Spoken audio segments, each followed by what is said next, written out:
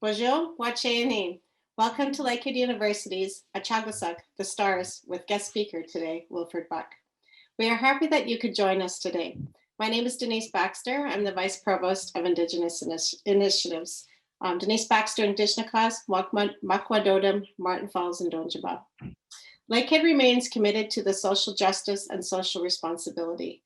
Lakehead University will continue to advance the Truth and Reconciliation Commission calls to action and Universities Canada principles on Indigenous education. Lakehead University respectfully acknowledges its campuses are located on the lands of traditional peoples, Indigenous peoples. Lakehead University is located on the traditional lands of Fort William First Nation, signatory to the Robinson-Spur Treaty of 1850. Lakehead Aurelia is located on the traditional territory of the Anishinaabe. The Anishinaabe include the Ojibwe, Odawa, and Potawatomi nations, collectively known as the Three Fires Confederacy. Lakehead University acknowledges the history that many nations hold in the areas around our campuses and is committed to a relationship with First Nations, Métis, and Inuit peoples based on the principles of mutual trust, respect, reciprocity, and collaboration in the spirit of reconciliation. Before we begin, I would like to just quickly run through some housekeeping items. This particular lecture will be recorded, so everybody who is here today, just so you're aware of that. We will have a question and answer period at the conclusion of the lecture.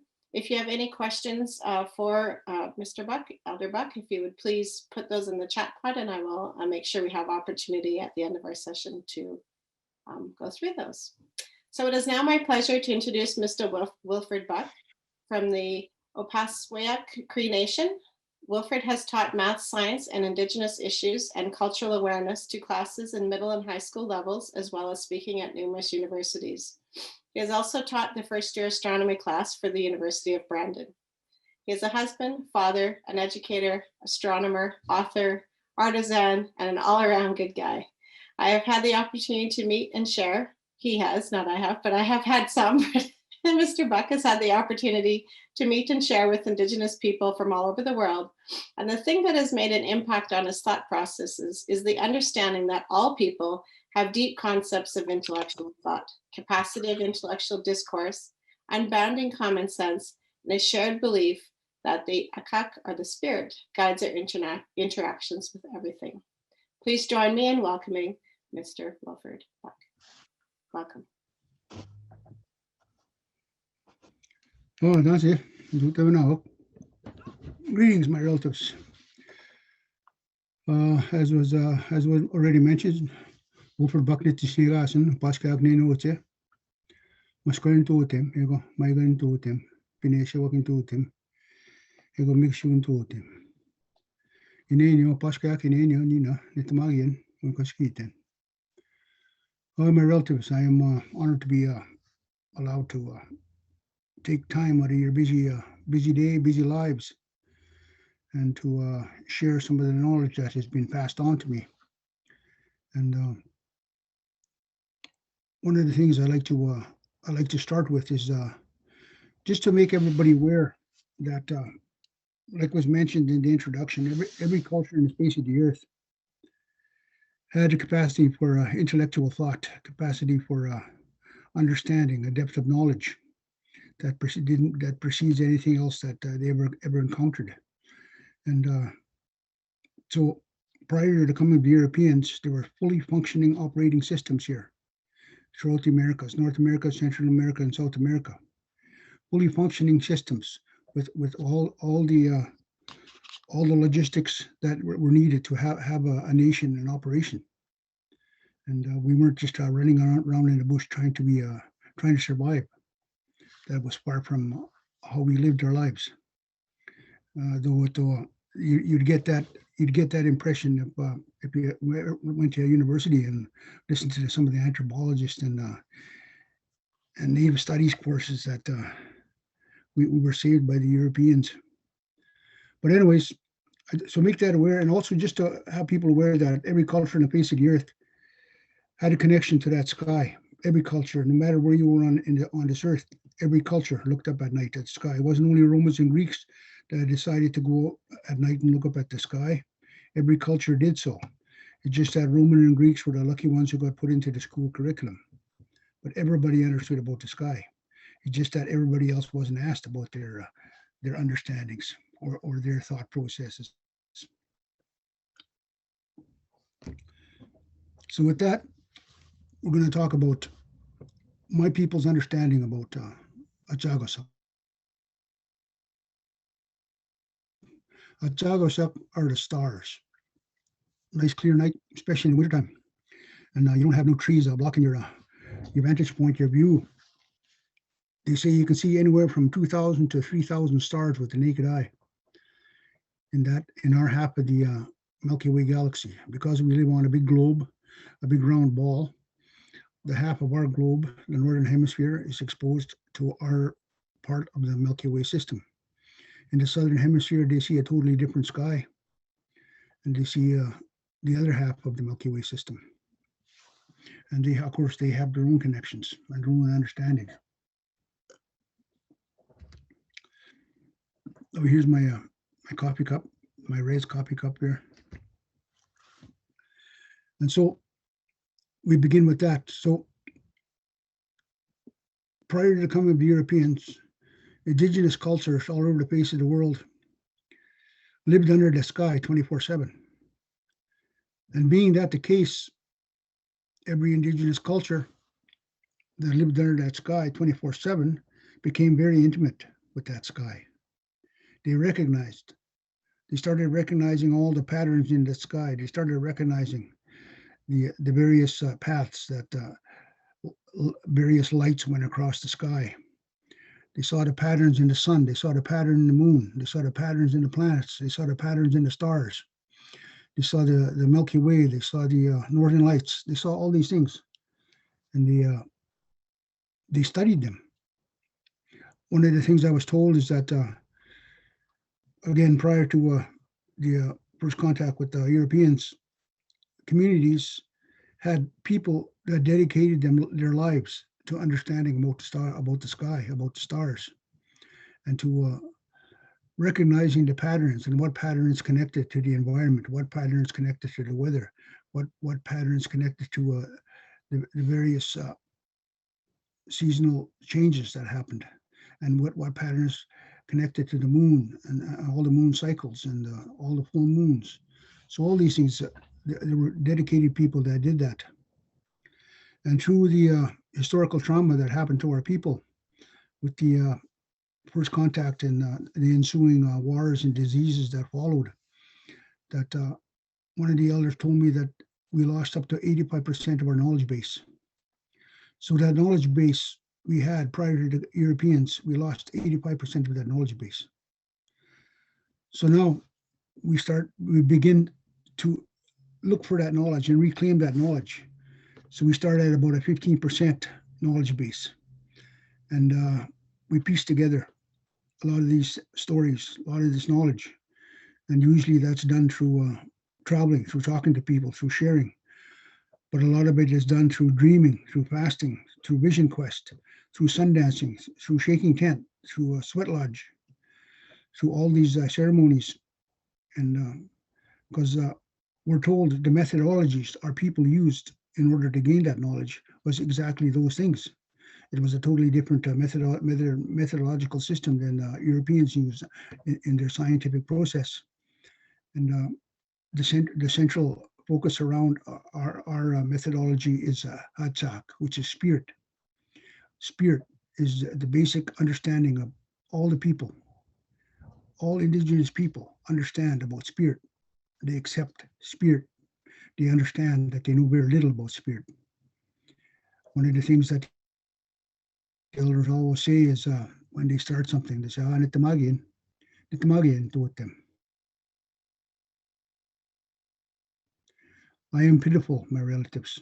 And with that, then they begin because they're acknowledging that their experience, though a lot of them have lived long lives and a lot of them had all kinds of experiences, it's very little compared to our reality that's out there. And we know that our reality out there is not limited to just the physical that we see. There's more to it than that. And that's why we include Atsak, the spirit.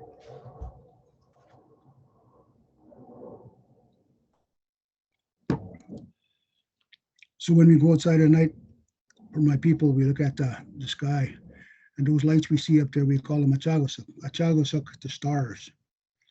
And the root word for Acakos, the star, is Achak. Achak is spirit. So those lights up in the sky, we're related to those lights up in the sky. Because we're told that we all come from the same creator. We all come from one creator. Kitsumanto, our creator, had a thought, and whatever was thought about came into being, came into reality. Creator thought about light, energy, and light and energy came into being. Creator thought about Ashini, the rocks, and the rocks came into being. Creator thought about us, and we came into being. We're told that we here, right here on this earth, we're here for a visit. We're just visitors at this place. A lot of the times, when I started going to ceremony, I hear the elders talk about. They'd say we're spirits learning how to be human, and we're not humans learning how to be spirit. In the ceremony, they'd say that, and I used to wonder about that until I begin to understand that we are energy, we are light.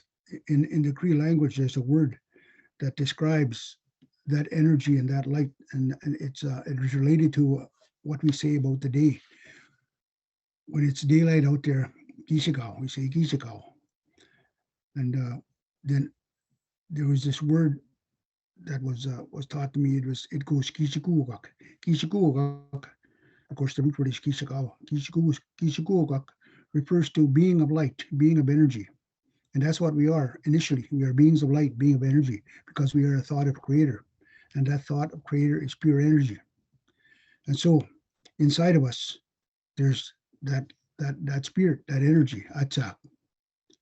And of course, everything has that energy because the creator thought about all these things. And therefore, that's how we're related, because we come from the same creator. We came from the same energy source. And then we go back to the same energy source when we're done visiting at this place.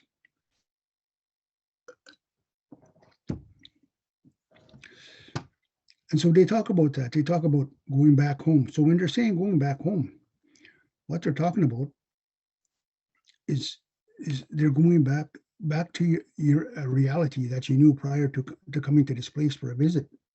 And that there talks about transcending realities. They're talking about transcending realities. They even go so far as saying there's a place up in the sky called Bagwangizik, the hole in the sky.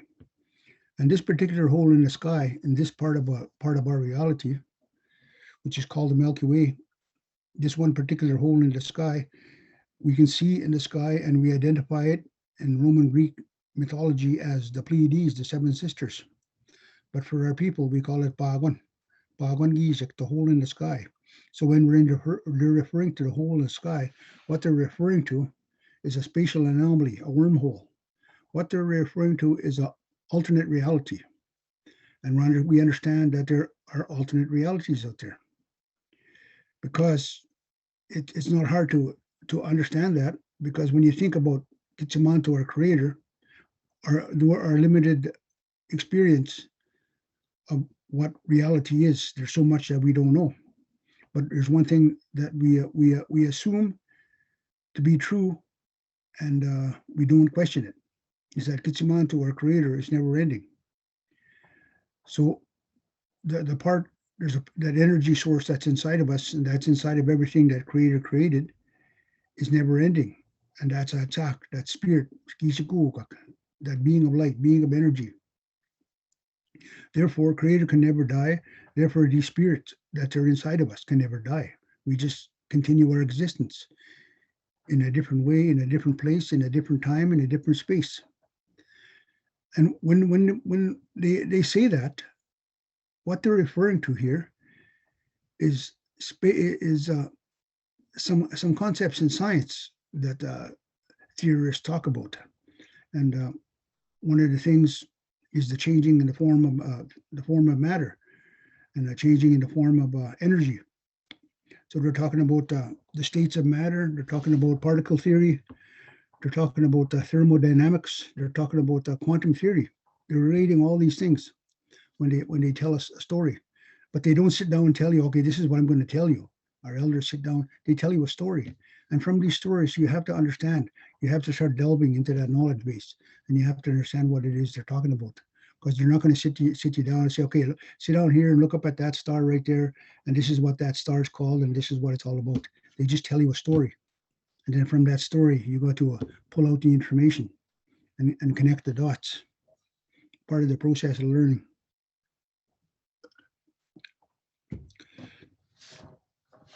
So when the Europeans arrived at this place, and there were nations, fully functioning nations, with a totally different concept, a belief system, and an understanding of our reality, and the idea that there's no hierarchy in regard to the spirit, hierarchy in regard to a based religion, where there's a king and there's a hierarchy below that king. When they say kingdom of heaven, right away, kingdom of heaven means there's a king, and that king, and there's a hierarchy that goes with that. Our people had never heard about something like that, and so it was totally different from the belief system that they had to what the Europeans believed, and it must have been scary for those Europeans, because there was no need for churches. There was no need for priests. There was no need for paying homage to the churches, because everywhere you were, it was church. Everywhere you were, you could pray. Everywhere you were, it was home. And whoever you were allowed to pray, because you can speak it to your Creator yourself. Nobody else has that right to speak to Creator for you. And so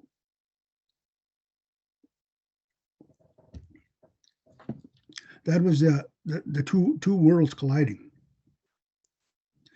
And again, due to the historical trauma that happened to our people, we lost 85% of those knowledge keepers. And so we begin a slow process of regaining that knowledge. When we look at the night sky today, a lot of us, especially our young people, they have no idea what that sky is. All they see is a big bunch of blobs of light all over the place. They have no idea what it is. And I shouldn't say our young people, majority of people. A funny story that a friend of mine told me. He lives in downtown Manhattan in New York City. And he comes to Sundance. So he comes and does ceremony with us. But anyway, he said one time in New York City in late November, they were having rolling blackouts, and the energy was shut off. All the electricity was shut off, and everything would go dark. So this one particular night, it was really cold, and the blackouts occurred, and all the lights went off. Then some people were looking up in the sky, and they started seeing all these kinds of strange lights, and they had no idea what they were. And a lot of them were phoning in and going to the police stations and going crazy, saying that aliens were invading. And what they were seeing was the Northern Lights, and what they were seeing was so many stars out there that they've never ever seen before, because of all the artificial light that they constantly live under. And that's what's happening to a lot of our people right now. All this artificial light and all the various distractions. We forgot about that sky and our connection to that sky. And our connection to that sky is very important, because our connection to that sky connects us. Our language and our understanding about Aski, the earth, all that comes from the sky. Everything comes from the sky. And when we lose that connection to the sky, we lose part of ourselves. And so we have to reconnect. We have to disengage from this urban life.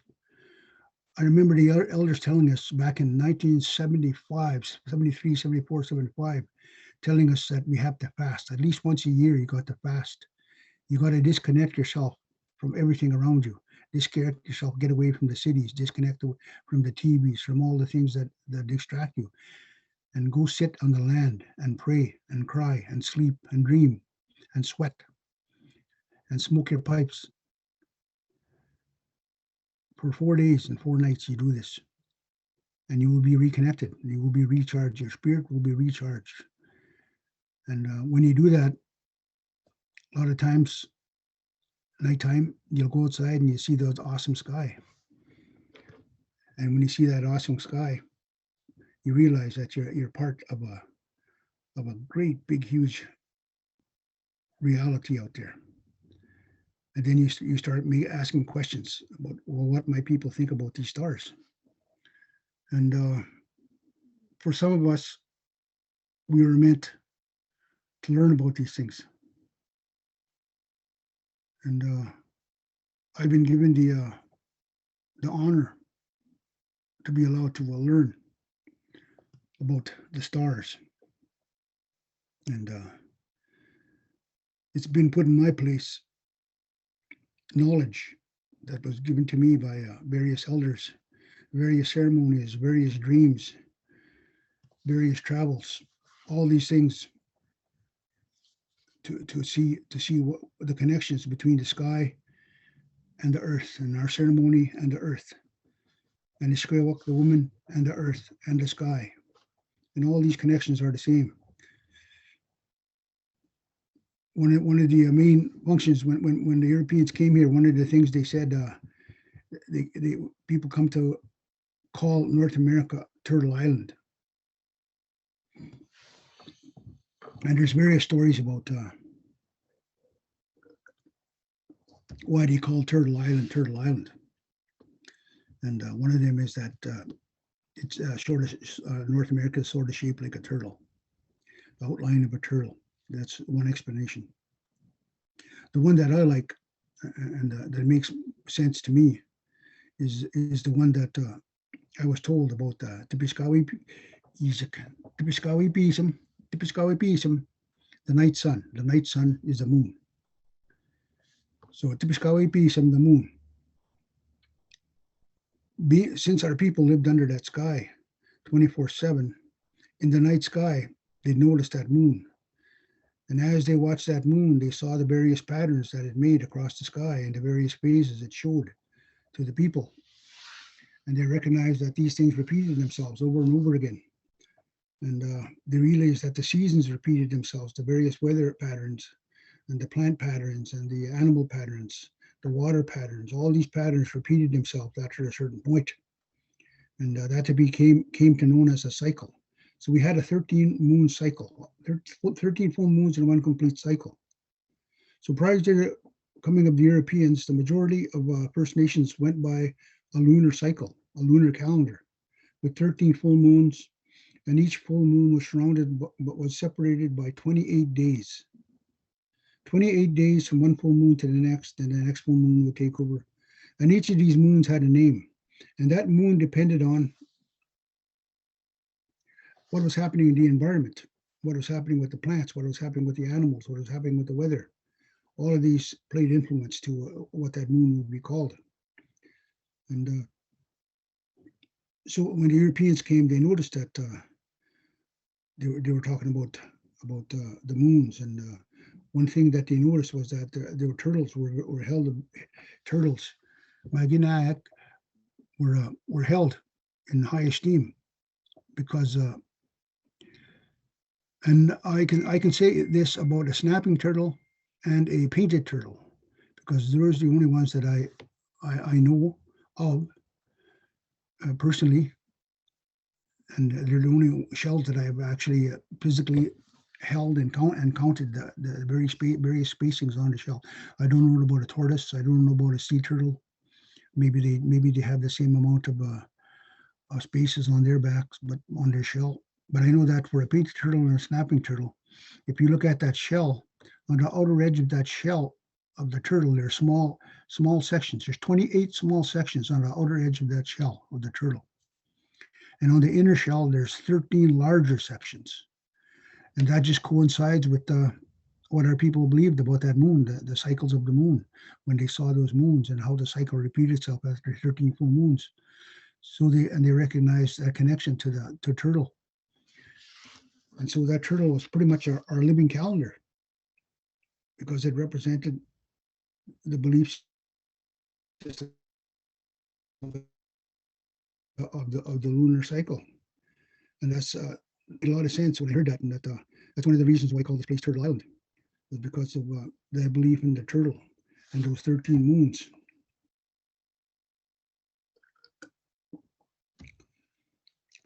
So we're talking about moon. So what I want to do now is I want to bring up a picture of the moon. This is a full moon. So if we could bring up the picture of the full moon.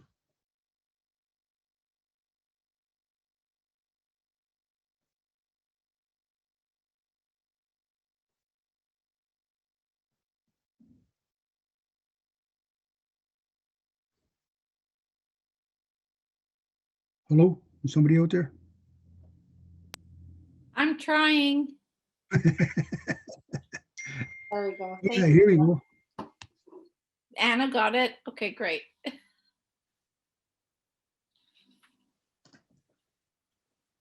So this is a picture of the full moon. Well, we showpiece. It is circular, it is round.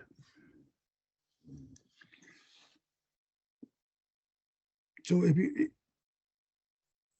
go back to that full moon again.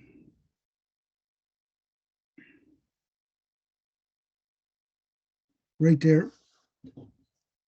So every 28 days, it's not exactly 28 days. Sometimes it's 28.5, sometimes it's 29. The way it works out, depending on how that moon's orbiting our Earth.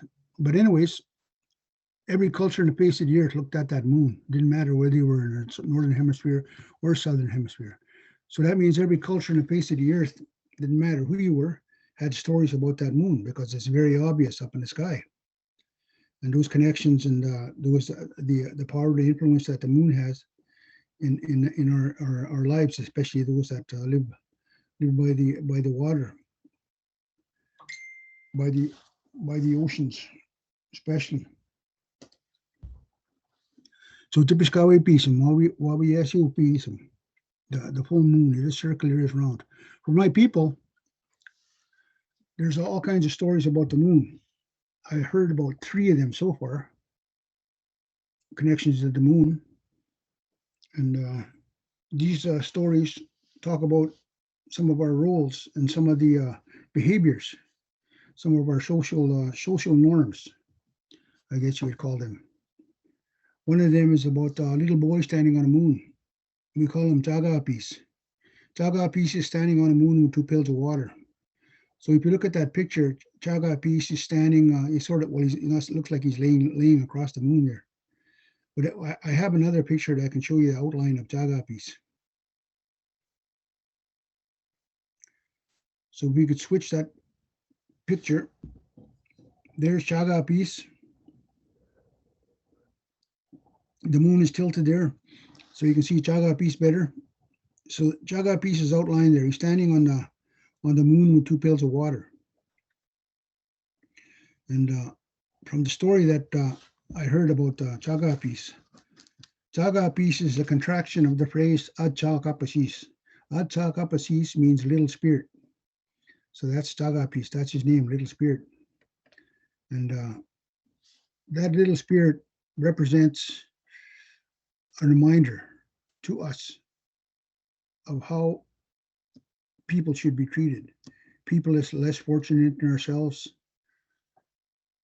homeless people, the poverty-stricken, the hungry, the sick, the infirmed, the helpless, the weak ones, and especially the orphaned ones, how they should be treated.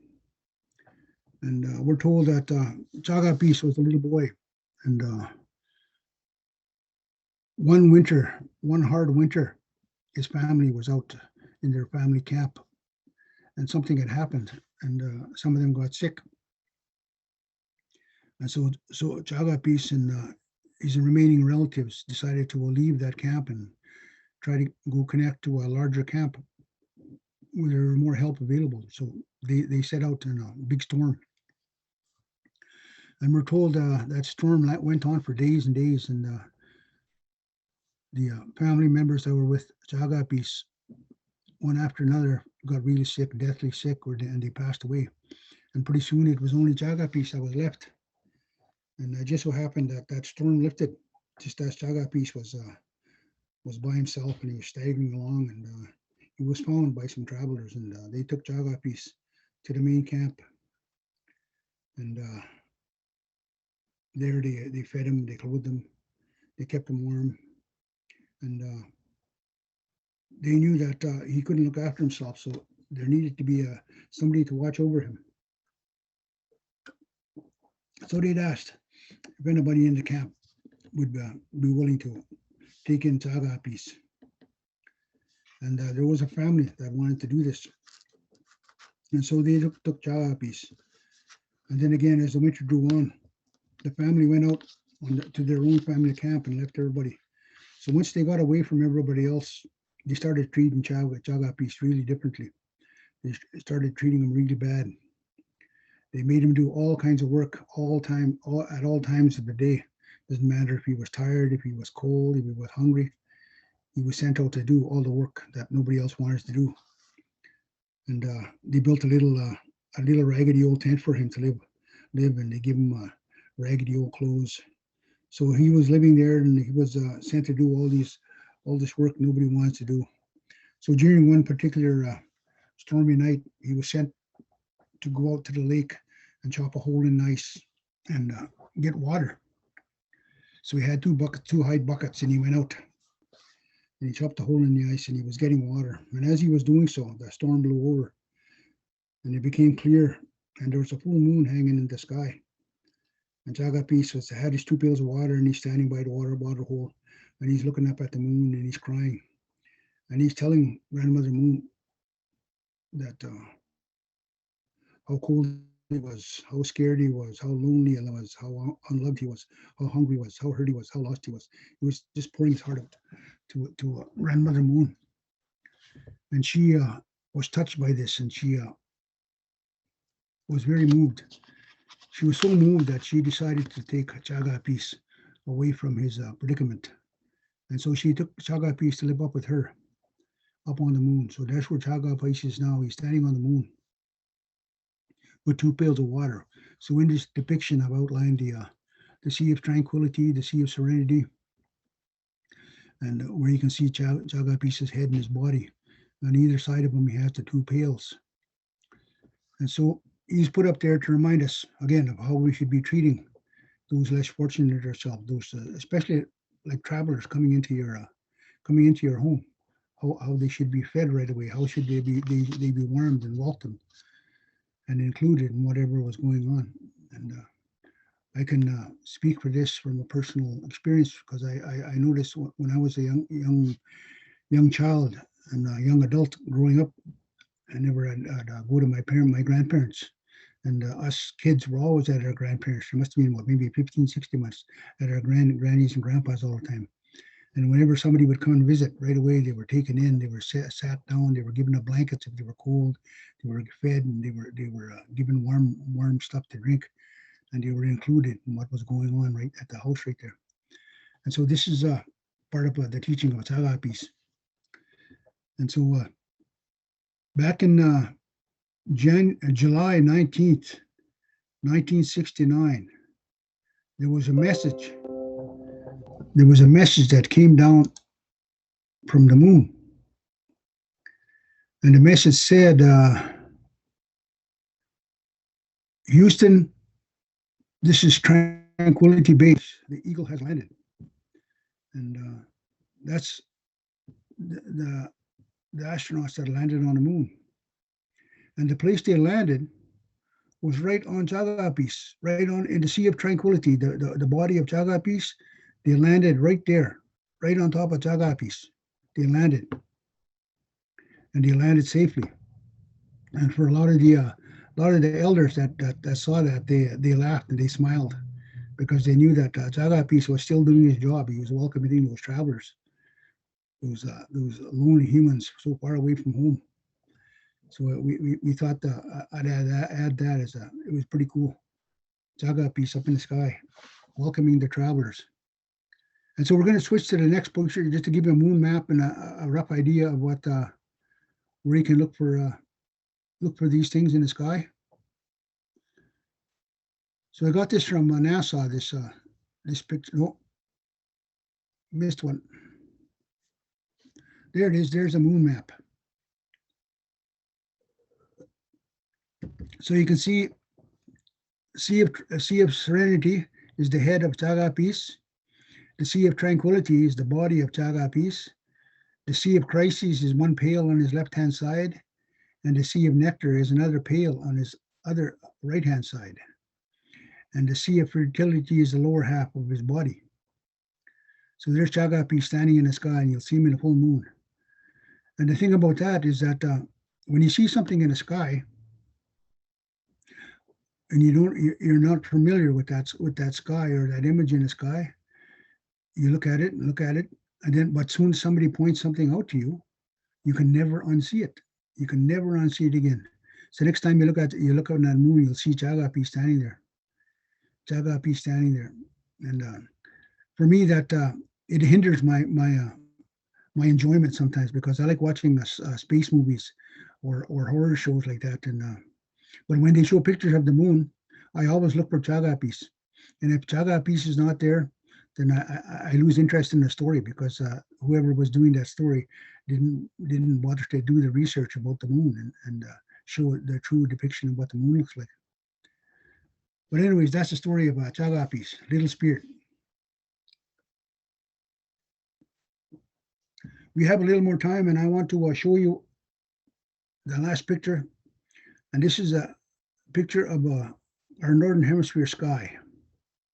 So this is our northern hemisphere sky. And in the background, you can see the outlines of all the Roman Greek mythology that's up there. You can see Draco, you can see Ursa Major, Ursa Minor. You can see all those things up in the sky. And just on a side note, I just want to bring a side. If you look at Ursa Major is the big bear. And in Roman Greek mythology, the big bear has a big long tail. So the handle of the tail of the great bear is the handle of the Big Dipper. And the bear is facing the other way from that bear you see right there. That little triangle to the south end of that bear is the head of the bear in the Roman Greek mythology. But the interesting thing about that is that I was looking at some of the star apps that they were making now. Just lately, I started seeing that the bear that they're showing now is the bear that you see up in the sky right now. This is from one of the First Nation stories of the bear just being the dipper, and that's all. And he's facing the other way. So now when you look at some of those star apps that they're doing, they're making the bear look that way with no tail, which I thought was very interesting. So anyway, so you're looking at a northern hemisphere sky. You can see the light blue running right across the sky. That there is, of course, is the Milky Way. The thing about First Nations astronomy and the stories that go with it is that a lot of these stories, the stars that they're talking about are interchangeable. The stories are interchangeable. It could be the same group of stars, but they tell another story. Like if you look at the Big Dipper, or on the top part of your picture, you see that bear there. That's one story. But I've also heard another story about Ocheek the Fisher. And Ocheek the Fisher, I think Anishinaabe have the exact same story. Ocheek the Fisher is in the sky, and that talks about the Big Dipper. And another one is Miigwanatik. Miigwanatik is the feathered tree, or the eagle staff. So that's another one about the Big Dipper. So there's all kinds of stories about the Big Dipper, those stars of the Big Dipper. And depending on what it is you're talking about, these stories are interchangeable, using the same stars. And so First Nations astronomy, you can see that it's a very holistic astronomy. It's not like Roman Greek mythology where they look at the stars of Ursa Major and they say this is the big bear and that's it. It's nothing else, and it's not interchangeable. So when I talk to astronomers about a group of stars and I tell a story, and then I tell another story about the same group of stars, they start getting freaked out and confused. But you said that this was the big bear. You told me that was the big bear. This is not. So the Milky Way, having said that, Of course, there's all kinds of names for the Milky Way, depending on what it is that we're trying to talk about. One of the names they have for the Milky Way is Niskameskinau. Niskameskinau, Higati Nipanesi Sakmeskinau. Niskameskinau and Nipanesi Sakmeskinau are the goose's path or the summer bird's path. And we're told that this is the path, this Milky Way is the path that the birds follow when they go south and they come back north in the fall time and the springtime. And if you look on the upper right-hand corner of this picture, right in where the Milky Way is, touching the edge of the picture there, you'll see a cross, and they call it Cygnus, Cygnus the swan. So there's a cross right there. That's what we call this one Niska, Niska the goose, and it's called the Northern Cross right inside the Milky Way. The tail of that goose is called, the star is called Deneb, and the head of the goose, the star is called Elbirio. So there's the goose. So that's one story about the Milky Way. Another story talks about Mayagan Meskinau. Mayagan Meskinau is the goose, is the wolf's path. And this one talks about when it's high winter time in January or February. And when it gets dark, the Milky Way sort of comes up at a north-south angle. And they were told that's when the wolf walks on the Milky Way, walks across the sky at that time. And then there's another story where we call this Milky Way Acakosuk. Acakosuk is a river of spirits. River of spirits. And the reason they call it the river of spirits, of course, these are spirit lights right here. All these this milk that you see running across here, spirit lights. And in the center of this picture, there's a big, huge fish. And these huge fish, my people call Nameo the sturgeon. And Nameo the sturgeon swims in the river of spirits. His nose touches one side of the Milky Way, and his tail touches the other side of the Milky Way. And his main body touches the center of the Milky Way, right inside the Milky Way. So we're told this represents the passage of time. Where his nose is touching that side of the Milky Way, that's the future. And where his body is touching inside the Milky Way, that's the present. And where his tail is touching the other side of the Milky Way, that's the past. So Nameo is the one that connects the past, the present, and the future. And so there are 13 stars in this Milky Way, in this constellation of Nameo. 13 stars, again, to represent life, to represent the full moons of one cycle. But in those 13 stars, there are 7 main ones. 7 main ones. And we're told this tells us of our relationship with our ancestors. And we're told that of those 7 stars, we're right in the center. We're the 7th, we're right in the center. There's 3 ahead of us and 3 behind us. So we're right inside this Milky Way. We're the present, we're right now. And ahead of us are our children, our grandchildren, and our great-grandchildren. So those are the 3 generations in front of us. And our great-grandchildren are at the nose of Nameo. And of course, we're in the center. And if we turn around and look back, we see our parents, our grandparents, and our great-grandparents. And our great-grandparents are the tail of Nameo. So the 2 extremes, the great-grandparents and the great-grandchildren on the nose and the head, my people call these Chapan. Chapan. Translated, it means like those that tie together. So our great-grandchildren tie together the future, and our great-grandparents tie together the past. And so this is another interpretation of the 7 generations. So we hold influence over 7 generations. And what we tell these people, our grandchildren, our great-grandchildren, the message that we send to them, which they're going to take into the future, the people that we will never know into the future.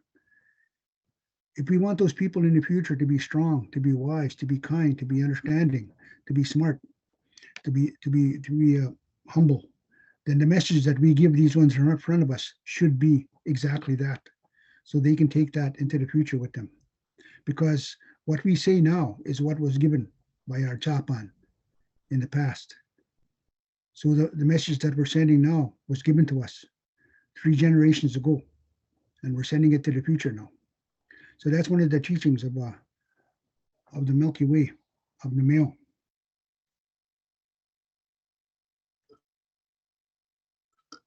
And this constellation is a totally different constellation than what you're seeing in regard to the stars of Roman Greek mythology. And as I find more and more research, I'm finding more and more stars that have nothing to do, that don't coincide with a lot of the constellations that I'm so familiar seeing with having a Western education, which is awesome, because one of the elders told me that at night and see anywhere from 2,000 to 3,000 stars. Then every star you could see with the naked eye, or people had a story, people had a constellation, or people had a teaching behind it, and we had to understand about what that star was about and what those stars were about. To that, we're slowly getting that back now. So at one point, I'd like to see that whole sky filled up with stories, and there'll be more stories, more and more stories, because, like I said, those a lot of those stars, those stories are interchangeable with the same stars. So we're going to have lots of stories up there, and also keep in mind that this is only Niho. This is Anishinaabe have the same teaching, have different teachings. Some of them are the same, some of them are different, but they have their own teachings. The Nakota, they have the same thing. They don't understanding about the sky, Sika. So every culture on the face of the earth have their own understanding, their own teachings about the sky. And it would be awesome to sit together and learn all these things and be exposed to so much knowledge that's out there.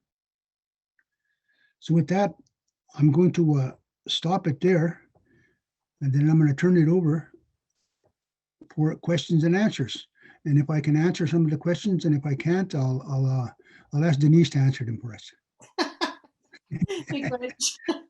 We do have quite a few questions and comments, so I'll go through them and see. We'll try to get as many done as we can.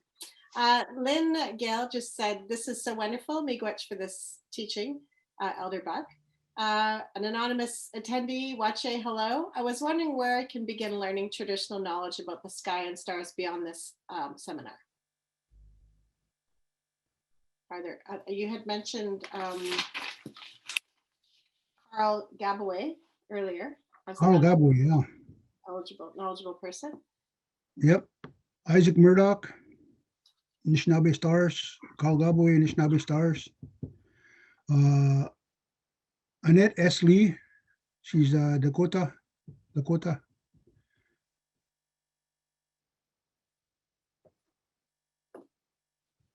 And on the chat, I'll put up I have a website.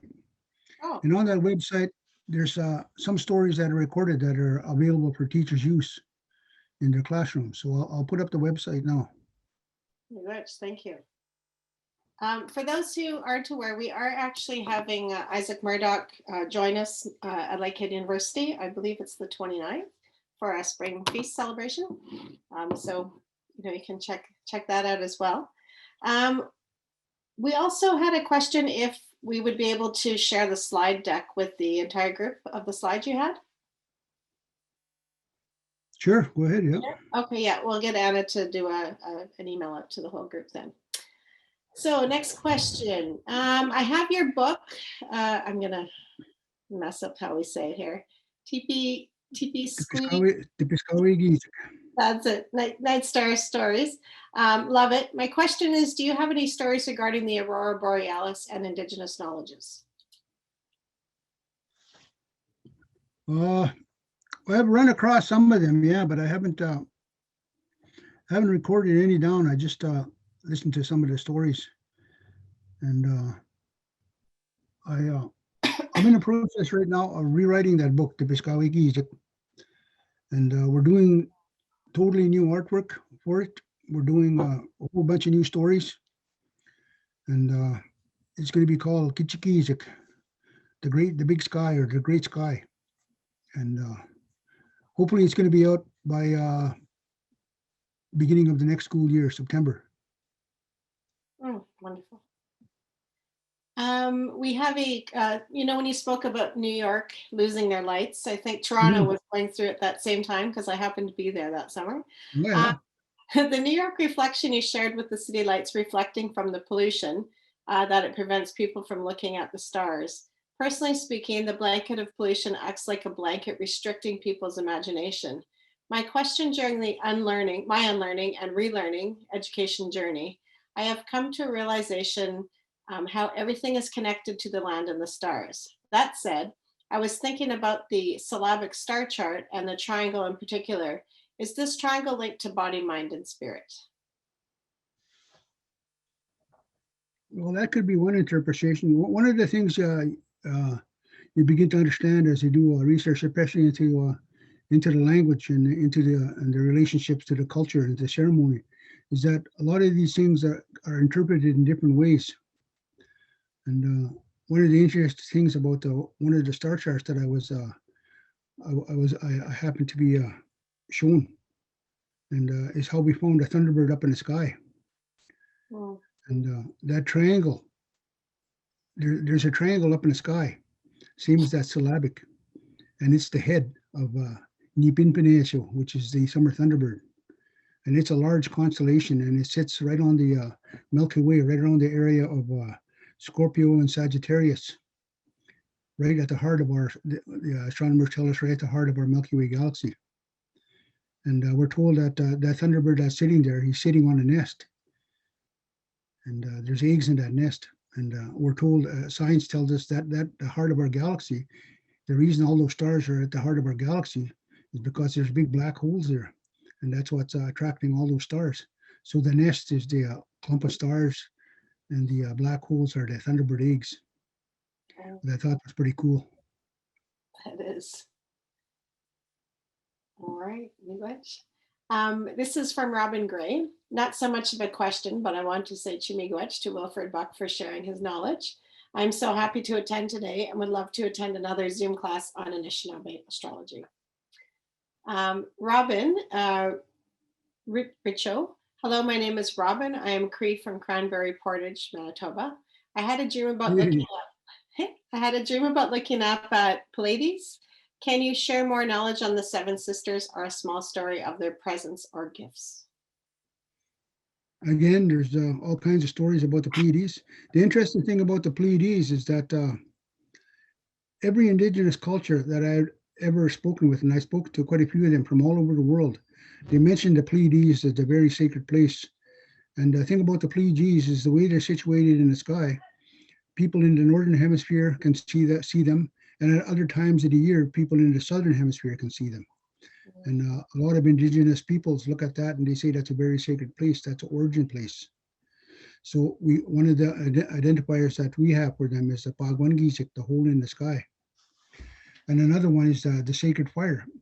In the winter sky, the Pleiades are the fire for the sweat lodge rocks. And right across the sky, in the winter sky especially, if you go right across, draw a line right across the sky from one side to the other, on the other side is Mututsan, the sweat lodge. And the altar for the between the sweat lodge and the sacred fire, the altar is the North Star. So those are some connections that I thought were pretty awesome. Wonderful. Quick question around the moons. Are the 13 moons associated with moods or health? Third, with what? Are they associated with moods, people's moods, or health? Well, they could, like, again, it goes to the interpretation of whoever it is you're talking with. Some of them will focus on habits and influences. Some of them will focus on the health in regard to the environment and the animals, and some of them will just talk about the various weather patterns and the environment and what happens during those times. Wonderful. Somebody wondered if there's ceremonies for the sky and the stars. Somebody what? Wondered if if there were specific ceremonies for the sky and the stars. Yeah, the Sundance, very specific ceremony for the sky. The central part of that Sundance is my people call Ugumawa Atik. Ugumawa Atik is the boss tree, the Sundance tree, Oh, and in that tree is the Thunderbird nest, where the Thunderbird nests. And for the Cree people, we have a southern doorway.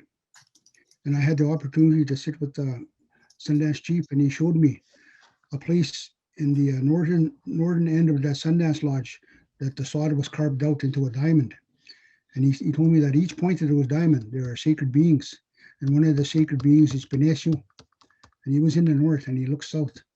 And I looked at that and I looked out the southern doorway. And as I looked out the southern doorway and it got dark, then you could see the Milky Way rising right there. And the Thunderbird, he sits right at that doorway, right on top of the Milky Way. So again, that is one of the givers of life, is the one who basically who gave us light, who gave us sound, who gave us fire, who gave us all these things. Binyesu. Much. Another question is, do you know if there's any correlation between the stars and the serpent mound or mounds that are on the ground? Oh, yes. Definitely. I've been speaking with people from in that area, and they're talking about the big mounds that they have there, but also with things like the medicine wheels that are found pretty much throughout North America. And one of the elders, I remember one of the elders distinctly telling me that, he said, if we ever had the ability to take a picture of those medicine wheels, and then use that picture and put it on a transparency, and then hold it up to the sky. And he was talking about the planetarium. I have a portable planetarium where I can shoot the sky up inside of a dome. And he said, if you could hold that transparency up to that against that sky, and then watch and just let time spin at certain times of the day, of the night, of the week, of the month, of the year, certain stars, certain planets, even the sun and the moon would line up with some of those stars. And it would give us times and instances where we were supposed to do something. So I thought that was pretty interesting. I'm guessing on the spelling. For Gitchigizik, your new book, do you spell it with G-I-T-C-H-I, and then G-E-E-Z-K-I-H? I'll put it out here. Okay, thank you. I'll type it in the chat. Multiple spellings for words that I know, but we have time for just one more question here, and I'm just going to ask this particular question. You had many people in the chat, a Q&A pod, just saying a Chimigwech to you. This is a question from Anita. Is there a constellation concerning Bigfoot or Sasquatch? And where do we, you say, where do we, maybe how, I'm going to change this a bit, but about Lakehead tobacco. Oh yeah, there's a constellation up in the sky. My people call him Nishtapil. Anishinaabe say Sabi. Yeah. Bigfoot, Sasquatch, Yeti, Abominable Snowman. He's got all kinds of names in the Northern Hemisphere. Cultures identify the group of stars. The group of stars are called Orion in Roman Greek mythology. Okay. And even Star Wars got into the act, and they call him Chewbacca. Yeah. Wonderful. Well, we're at the end of our hour, so I just wanted to say miigwech so much for you for sharing our lunch hour with us today, and also for everybody who joined. We had almost 200 people who came today. I would love to have you back, and I think there's definitely, the people that joined us would love that as well. So hopefully we can make some arrangements around that. I just, on a personal note, to me, right now is the time of year when I feel the stars are always the brightest when we're outside at nighttime. And the Northern Lights have been amazing the last little while here in Northern Ontario.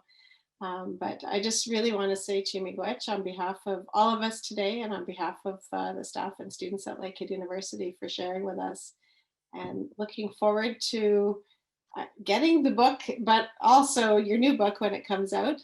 And then also we'll put on our website the link to your website so that people can go there to hear some more stories that you have to share and some of those teachings. All right. Well, thank you very much. Thanks for having me. All right. Well, miigwech, and have a great weekend. Oh, actually, bye-bye. Bye-bye.